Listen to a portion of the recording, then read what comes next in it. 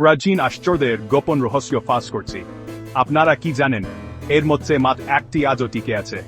কিছু দারুণ তথ্য জানার জন্য প্রস্তুত হন। আপনাদের মাথা ঘুরিয়ে দিতে প্রস্তুত তো? চলুন প্রাচীন বিশ্বের সপ্তাশ্চর্যের মধ্যে দিয়ে ঘুরে আসি। গিজার গ্রেট পিরামিড 4,500 বছর পরেও আজও দাঁড়িয়ে আছে। ব্যাবিলনের ঝুলন্ত বাগান, কেউ প্রমাণ খুঁজে পায়নি এটা আদক ছিল। গ্রিসের জিউসের মূর্তি সোনা আর হাতির দাঁত দিয়ে মোড়ানো ছিল।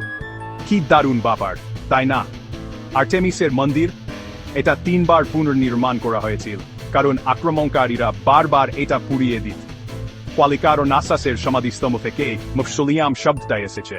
ঠিক ধরেছেন, এটাই রীতি তৈরি করেছিল। রোডসের কালোসাস স্ট্যাচু অব লিবার্টির মতোই উঁচু ছিল, কিন্তু একটা ভূমিকম্পে এটা ভেঙে পড়েছিল।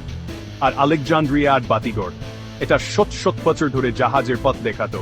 ইয়ার উপরে ছিল একটা বিশাল আয়না। কোন আশ্চর্যটা আপনাদের সবচেয়ে বেশি অবাক করেছে?